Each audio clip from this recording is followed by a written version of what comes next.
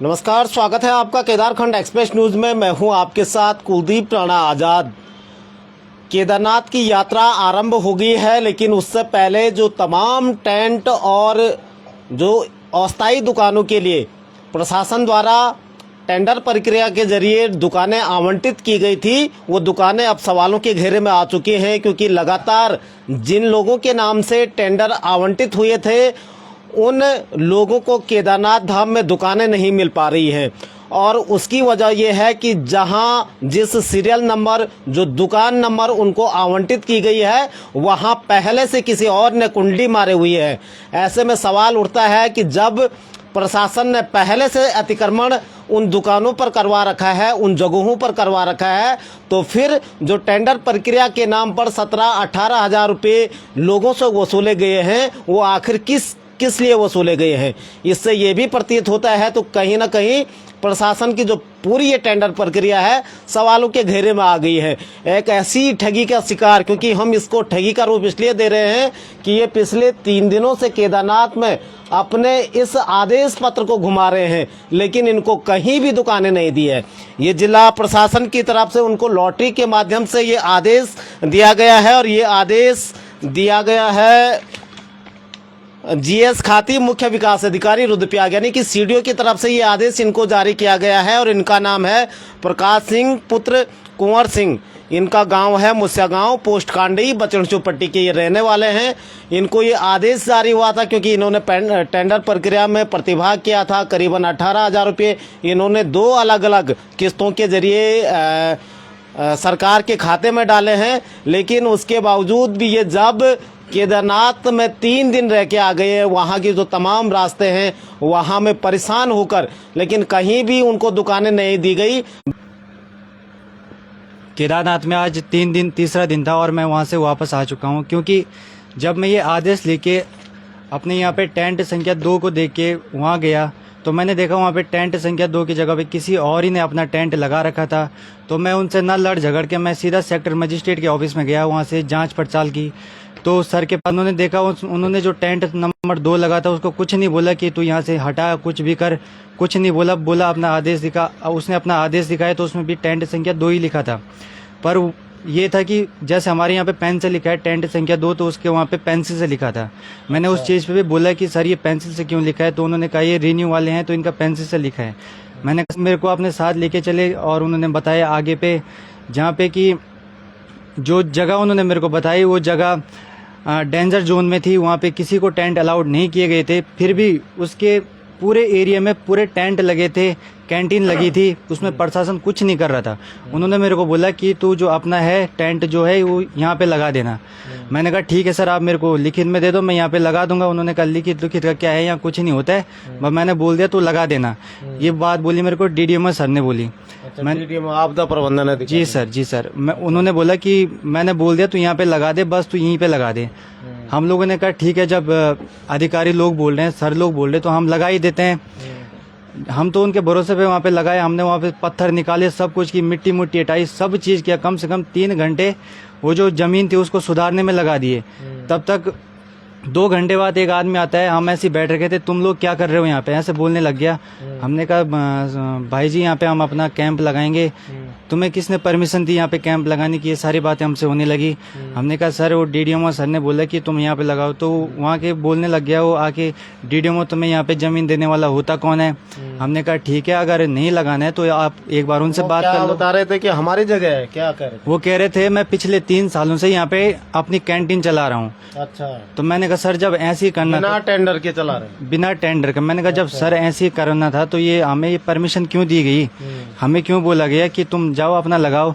तो वो भी मेरे को परमिशन दिखाने लग गया। उसके बाद 2022 की परमिशन थी वो। अच्छा। और उसके पास उस जगह की परमिशन कहाँ से आ गई, अगर जब वो जगह डेंजर जोन में है तो वहाँ की परमिशन उसके पास आई कहाँ से। वो कह रहा मैं ओखी मठ से लिखा के लाया हूँ, पिछले 3 वर्षों से मेरा यहाँ पे टेंट लगता है, तो अब आगे भी मैं ही उसको लगाऊंगा। तो मैंने कहा सर ठीक है, वो चीज़ ठीक है, अभी तो डीडीएमओ सर यहाँ से कह के गए कि जो ये जगह मैं आपको दे रहा हूँ तो इसकी परमिशन हमने अभी किसी को अलाउ नहीं कर रखी, ये मैं तुम्हारे लिए अलाउ कर रहा हूँ। तो सबसे बड़ी बात तो ये है कि अगर उसकी चीज़ की परमिशन नहीं थी तो मेरे को किस चीज़ की परमिशन दिखा रहा था वहाँ पे। दूसरी बात यह है कि सर जब हम वहाँ पे लगा रहे थे तो इस तरह की बातें करने लग गया, उसके बाद धमकाने लग गया, बोलने लग गया तुम लगाओ, मैं भी देखता हूँ कैसे लगाता हूँ, तुम्हारे सारे जो टेंट हैं वो फाड़ फोड़ के मैं चला जाऊँगा रात ही रात। अब सर हम लोग तो डर गए। मैं उसके बाद फिर 2 किलोमीटर ऊपर, पहले सर मैंने वहाँ से DDMO सर को कॉल किया, उन्होंने फ़ोन नहीं उठाया, उन्होंने उसके बाद मेरा नंबर ही बिजी में डाल दिया। अच्छा। मेरे को मजबूरन फिर सर वहाँ से 2 किलोमीटर पैदल चल के फिर उनके ऑफिस में जाना पड़ा। फिर मेरे को वहाँ DDMO सर नहीं मिले। फिर मेरी बात वहाँ सेक्टर मजिस्ट्रेट जी के साथ हुई। मैंने कहा सर ऐसे ऐसी बात है, ऐसे धमका रहे हैं। वो सेक्टर मजिस्ट्रेट जगत सिंह चौहान। ये कौन थे, किस विभाग के थे? अब सर ये विभाग तो मेरे को नहीं पता, पर जगत सिंह चौहान सेक्टर मजिस्ट्रेट जी। तो सर उन्होंने कहा कि अभी हम भी क्या कर सकते हैं, यहाँ ऐसी है, हम भी अभी नए नए आ रखे हैं, 10-15 दिन की ड्यूटी है। तो मैंने कहा सर अगर आप लोगों ने नहीं करना तो किसने करना है? हम तो एक ही है, हमारे पास आदेश है, हम प्रशासन के पास तो जाएंगे, यहाँ लड़ाई थोड़ी नहीं करेंगे किसी के साथ। तो कहने लगे ये हमारे हाथ की बात नहीं है, जिन्होंने यहाँ पे ऐसे साइन करके दिखाने लग गए, जिन्होंने यहाँ पे साइन किया है वही करेंगे। तो मैंने कहा सर आप उनसे बात तो कर लो। तो कह रहे अभी ऐसी जल्दबाजी में थोड़ी ना बात होगी, जब होगी तो ढंग से होगी। मैंने कहा ठीक है सर, जब भी करोगे तो बात तो कर दो उनसे। फिर वो ऐसे होने लग गया। मैंने कहा ये मारपीट की धमकी भी दे रहे हैं। तो कह रहा तुम लड़ाई मत करना, तुम अपना शांति रहना, और अगर आपको ज़्यादा डर लग रहा है तो आप पुलिस थाने में चले जाओ, वहाँ कंप्लेंट करना। तो मैंने कहा सर आप ठीक है, आप लिखित में दे दो मेरे को कि इसको हम यहाँ पे ज़मीन नहीं दे सकते हैं, और इसको हमारे द्वारा यहाँ पे ज़मीन नहीं दी सकती है, तो हम वापस चले जाएंगे। तो वो करने के लिए भी वो तैयार नहीं थे। बोला कि तुम थाने में जाओ, रिपोर्ट लिखाओ अगर तुम्हारे साथ मारपीट की बातें हो रही। तो उसके बाद हम वहाँ से निराश होके थाने में आए। तो वहाँ हमने थाने में अपनी ये बात बोली, तो उन्होंने कहा कि अभी कुछ नहीं होगा, अगर एक काम करना सेक्टर मजिस्ट्रेट जी को लेके आना और हम 10 बजे वहाँ पे पहुँच जाएंगे। मैंने कहा सर 10 बजे आके क्या करोगे, अगर रात को हम मार खा देंगे वहाँ पे तो तुम्हारे आने का क्या फ़ायदा हुआ? तो बोलने लग गए ऐसा कुछ नहीं होगा, तुम जाओ आराम से सो जाओ वहाँ पे। हम रात को सर ऐसे ही हमने अपना टेंट हटा दिया था, तो किसी दूसरे के साथ ऐसे ही सो गए वहाँ। सुबह में फिर जब सेक्टर मजिस्ट्रेट जी के ऑफिस में गया, मैंने कहा सर आप तो आ जाओ, अब तो 10 बज गई, अब तो बताओ क्या करें हम लोग। तो उन्होंने फिर उस चीज़ की बात ही नहीं की कि तो ये जगह जो यहाँ पे तुम्हें दी गई थी तो इस पे ये करो वो करो, ऐसा कुछ नहीं बोला। खाली ये बोला तुम्हें जहाँ पे अच्छा लग रहा है, जहाँ मर्जी वहाँ खोल दो। मैंने कहा सर आप मेरे को जहाँ मर्जी वहाँ दे दो, पर अपने हाथ से दे दो कि तू यहाँ पे कर। मैंने कहा सर पीछे मेरे को कहीं पे भी खाली जगह दिखा दो कि तू यहाँ पे अपना टेंट लगा। या तो एक परमिशन में मैंने कहा 3-3 बंदे टेंट लगा रहे हैं और चौथी जगह खोद के तैयार बैठ रखा है कि चौथा भी लगाऊंगा। एक तो उसने लगा ही रखा है और 2-3 जगह और भी खोद रखी कि ये भी मैं ही लगाऊंगा। तो ऐसे में नहीं हो पाएगा। तो वहाँ पे पूरे टेंट लगे हैं और कहीं पे भी जगह खाली नहीं है टेंट लगाने की, कहीं पे भी नहीं। पूरी जगह या तो टेंटों से भरी है या तो लोगों ने खोद रखी है और लोग कह रहे हैं यहाँ पे हमारा है, हम ही लगाएंगे, हम पिछले साल वाले हैं। जब सर उन्होंने लगाना था तो ये पर्ची जारी क्यों की गई? नए टेंडर क्यों लगाए गए? नए टेंट क्यों लगाए गए? और ये सर ये मेरी परेशानी नहीं है, हमारे साथ में 200 लोग और हैं जिनकी ये पर्ची पड़ रखी है। तो सर जब मेरे को अकेले को वहाँ दुकान नहीं मिल पाई, टेंट नहीं मिल पाया, तो 200 लोगों को कहाँ से टेंट मिल पाएगा? तो ये जो 18,000 रुपये सर हमने खर्च कर रखे हैं, तो ये टेंडर प्रक्रिया में आपने 18,000 रुपये खर्च किए हैं। सर टेंडर प्रक्रिया में सबसे पहले 1180 रुपये का इन्होंने ड्राफ्ट लगवाया।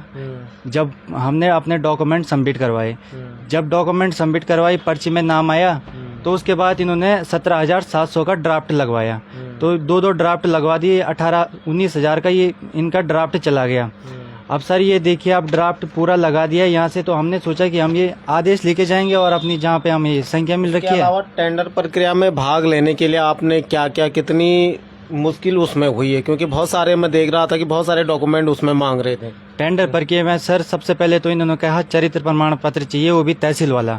चरित्र प्रमाण पत्र बनाने के लिए पहले पटवारी के पास गए, प्रधान जी के पास गए, उसके बाद ऑनलाइन करवाने के लिए रुद्रप्रयाग आए, वहाँ से रुद्रप्रयाग ये करवाए। उसके बाद एफिडेविट भी बनवाई सर, एफिडेविट बनवाने के लिए अलग आना पड़ा, स्थायी निवास बनाने के लिए अलग आना पड़ा। कम से कम चरित्र प्रमाण पत्र आने में 15 दिन का टाइम लगता है।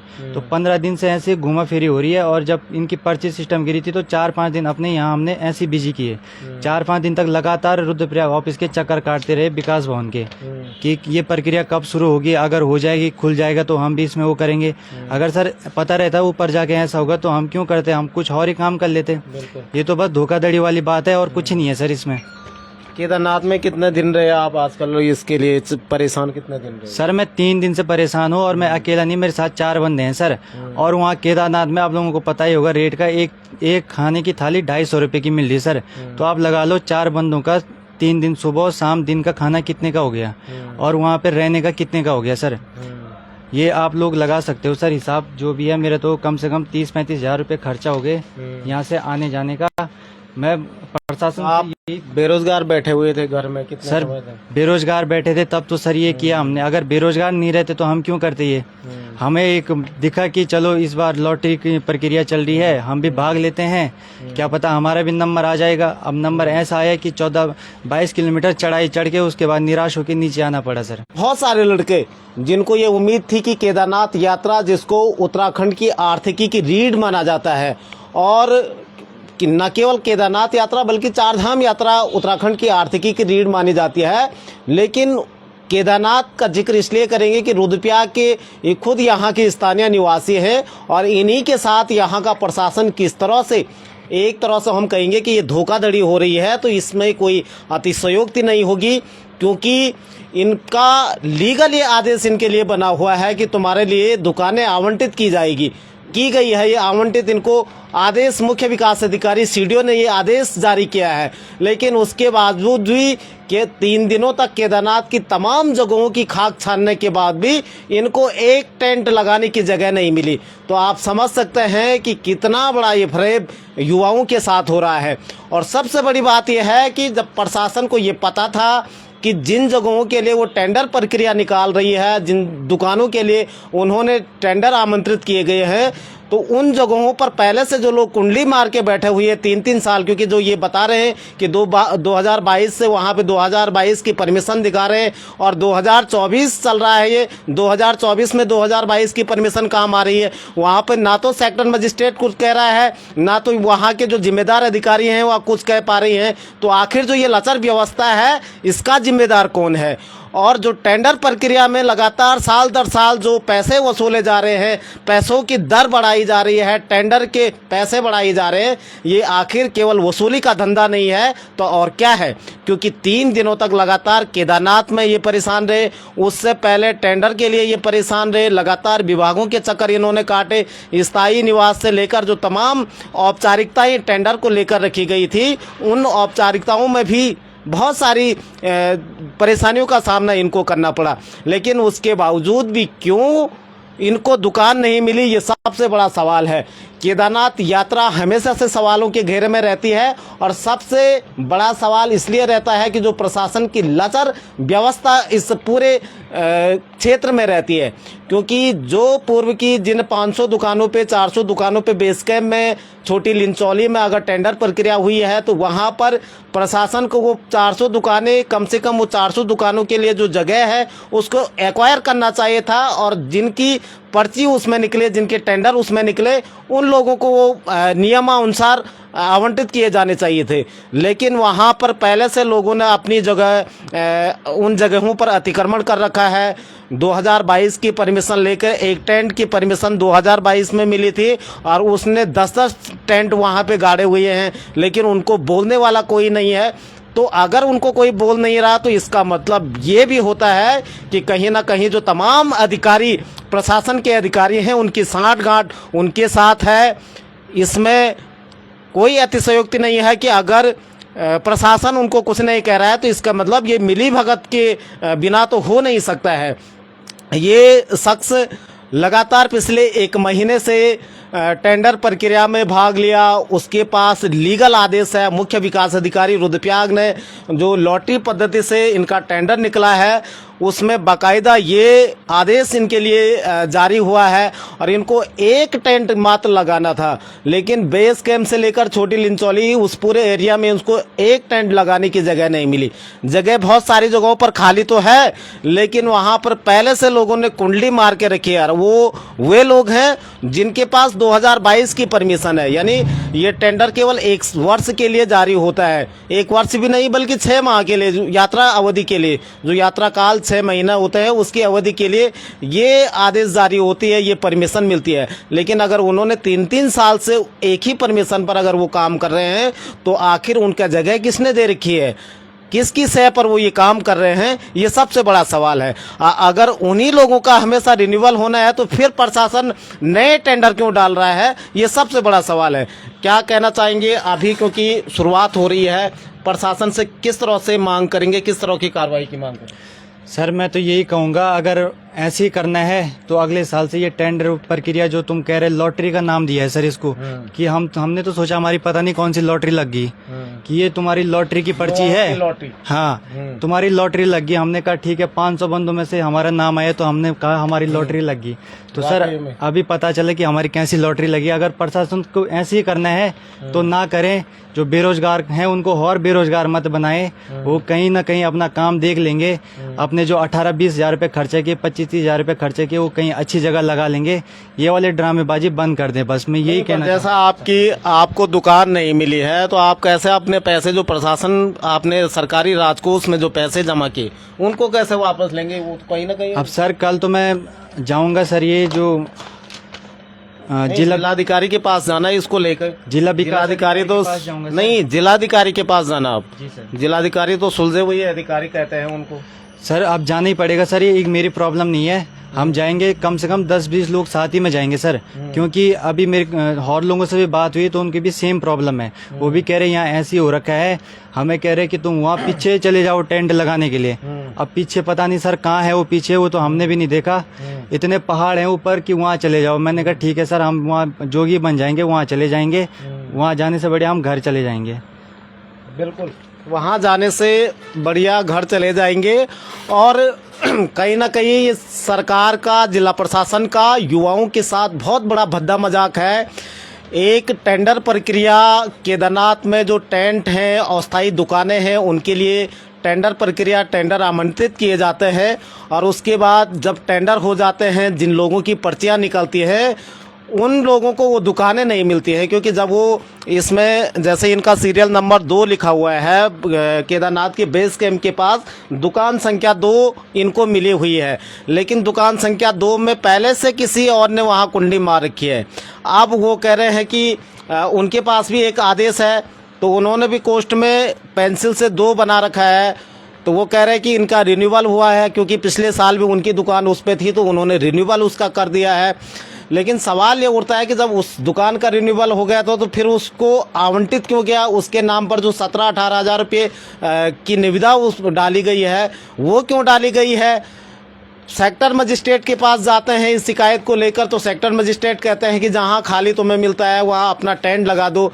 लेकिन जहां भी खाली मिलता है और ये बंदा जब टेंट लगाने जाता है तो वहां पर पहले किसी ने वहां पे उस जगह पे अतिक्रमण कर रखा है, वहां पे इनके साथ लड़ाई करने के वो लोग आ जाते हैं कि ये तो हमने पिछले 2022 से हमने ये जगह एक्वायर कर रखी है, हर साल हम यहाँ पे कैंटीन लगाते हैं। तो इस तरीके से जब वहाँ पे पहले से अतिक्रमण हो रखा है तो प्रशासन उस अतिक्रमण की जगह को या तो खाली करवा दे या फिर उस पर टेंडर ही ना डाले। अगर उस पर टेंडर डाले जा रहे हैं तो ये सबसे बड़ा सवाल है कि जो 17-18 हजार रुपये और उसके पीछे जो आदमी परेशान हो रहा है, मुझे लग रहा है इस पूरी प्रक्रिया में 1 महीना आदमी का बर्बाद हो गया है। और एक महीना परेशान रहने के बाद भी अगर उसको टेंट नसीब नहीं हो रहा है तो उस युवा के साथ बहुत बड़ा ये भद्दा मजाक है। और ये केवल एक व्यक्ति का सवाल नहीं है। आज मैं पूरे दिन भर अपने व्हाट्सएप मैसेज देख रहा था तो इस तरह की शिकायतों की एक लंबी फहरिस्त हमारे पास आ रही है। कल हालांकि हमारा भी केदारनाथ का दौरा है, हम इन तमाम जो शिकायतें हैं, लोगों की समस्याएं हैं, इनको देखते हुए जाएंगे, सुनते हुए जाएंगे। लेकिन सबसे बड़ा सवाल है कि केदारनाथ यात्रा में हर वर्ष इस तरह की ठगी का शिकार यहाँ का युवा होता है। टेंडर के नाम पे प्रशासन उससे पैसे जरूर वसूल देता है, लेकिन उनको दुकानें नहीं मिल पाती है। अगर दुकानें भी मिलती हैं तो कह रहे हैं कि बहुत बैकवर्ड में। भाई, जिन लोगों ने 17-18 हजार रुपये खर्च कर दिए वो बैक में क्यों जाए? अतिक्रमणकारी फर्स्ट पे रहे, फ्रंट पे रहे, और जिन लोगों ने लीगल तरीके से दुकान ली है उनको तुम बैक में भेजो। ये कहाँ का न्याय है? ये न्याय संगत हो ही नहीं सकता है।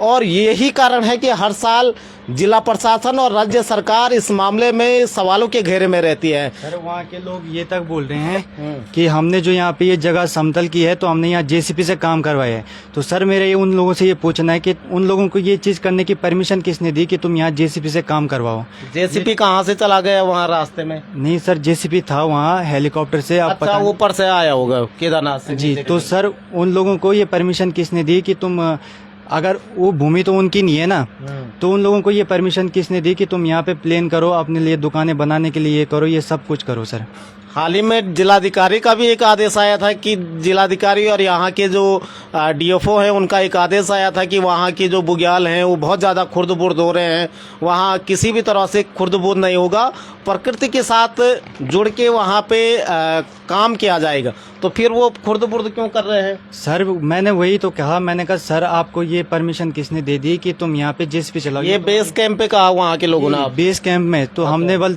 25-30 हज़ार रुपए जेसीबी वाले के दे रखे हैं कि यहाँ पे ये पत्थर हटा। जेसीबी कहाँ से मंगाया उन्होंने? हेली से नीचे मंगाया? हेली से मंगाया सर, नीचे। अच्छा, मैंने ये बात सेक्टर मजिस्ट्रेट जी से भी बोली, मैंने कहा इनको परमिशन किसने दी? आप तो कह रहे हैं यहाँ डेंजर जोन है, यहाँ दुकानें नहीं लगेंगी, यहाँ नीचे से ऊपर तक देखो तो सारे कैंप लगे हैं लोगों के, लोग वहाँ कोई कोदाल से लगा है, कोई कुछ करने पे लगा है, आप डेंजर जोन भी बोल रहे हैं और परमिशन भी दे रहे हो, तो ये किस तरीके का नियम है? मैंने कहा सर, तो उस बात पे प्रशासन वहाँ पे मौन हो जा रहा है और जो वहाँ के लोकल हैं उनके साथ बात करने के लिए प्रशासन तैयार ही नहीं है।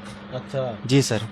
22 किलोमीटर जा रहे हैं। और बड़ी सवाल यही है कि 22 किलोमीटर की जो खड़ी चढ़ाई केदारनाथ के है उसके तमाम हिस्सों में जो इस तरह की अनियमितताएं बरती जा रही है उससे तो वहाँ के जो प्रकृति है उसको नुकसान तो हो ही रहा है, लेकिन हमारा सवाल ये है कि जो प्रशासन द्वारा ये निविदाएं निकाली जा रही हैं अस्थायी दुकानों के नाम पे, जब पहले से प्रशासन ने वहाँ पर अतिक्रमण करवा दिया गया है तो फिर जिलों के अदर हिस्सों से क्यों इस तरह की निविदाएं आमंत्रित की जा रही? एक सवाल वहाँ के स्थानीय लोगों की ये मांग थी कि ऊखीमठ के लोग केदारनाथ धाम में यात्रा करेंगे, या तो केवल एक तरफा ऊखीमठ के लोगों को रखो वहाँ कि केवल ऊखीमठ के ही लोग वहाँ पे निविदाएं डालेंगे, ताकि जो रुद्रप्रयाग जनपद के अन्य हिस्सों के लोग हैं वहाँ पे वो फालतू इस तरह के अपने पैसे बर्बाद न करें, अपने समय की बर्बादी न करें, जो उनका मानसिक तनाव इस पूरी दौर में होता है वो ना हो उनको, या केवल ऊखीमठ वाले वहाँ पे टेंडर प्रक्रिया में हिस्सा ले और उन्हीं लोगों की दुकानें निकल जाए। लेकिन अगर तुम ओवरऑल पूरे ज़िले की अगर बात कर रहे हैं तो फिर लोगों को दुकानें भी दो, जो तुमने इस आदेश में लिखा हुआ है कि बेस कैंप के 2 नंबर की दुकान इनको मिलनी चाहिए, तो 2 नंबर की दुकान इनको दी जानी चाहिए क्योंकि इनके लीगल तरीके से इनके नाम ये लॉटरी निकली हुई है। लेकिन अगर आप वो नहीं कर पा रहे हैं तो ये पूरा ये ढोंग, ये फरेब आखिर क्यों किया जा रहा है? लोगों से इतने पैसे की ठगी क्यों की जा रही है? और सबसे बड़ा सवाल ये है कि लोग जो तमाम युवा परेशान हो रहे, एक उम्मीद रहती है क्योंकि युवाओं के पास एक तो पहले से बेरोजगारी छाई हुई है, एक जो हमारी फौज की भर्ती हुआ करती थी वो भी अग्निवीर में तब्दील हो गई है, और उसके अलावा सरकारी जो भर्तियां हैं वो सालों से बंद पड़ी है, भर्तियां नहीं हो रही हैं, जो हो भी रही है तो वो घोटालों की भेंट चढ़ रही हैं, पेपर लीक की भेंट चढ़ रही है। लेकिन जब स्वरोजगार की दिशा में आदमी आगे बढ़ता है और सोचता है कि हमारे जो 4 धाम है 6 ही महीने का सही कुछ न कुछ रोजगार उनको मिले, और वहाँ भी प्रशासन इस तरह से इनके साथ भज्जा मजाक कर रहा है, तो ये कहीं ना कहीं इन लोगों के साथ बहुत बड़ा अन्याय है। फिलहाल आप बने रहे हमारे साथ, इसी तरह से एक नई रिपोर्ट में फिर हाजिर होंगे आपके साथ, आप बने रहे हमारे साथ। नमस्कार।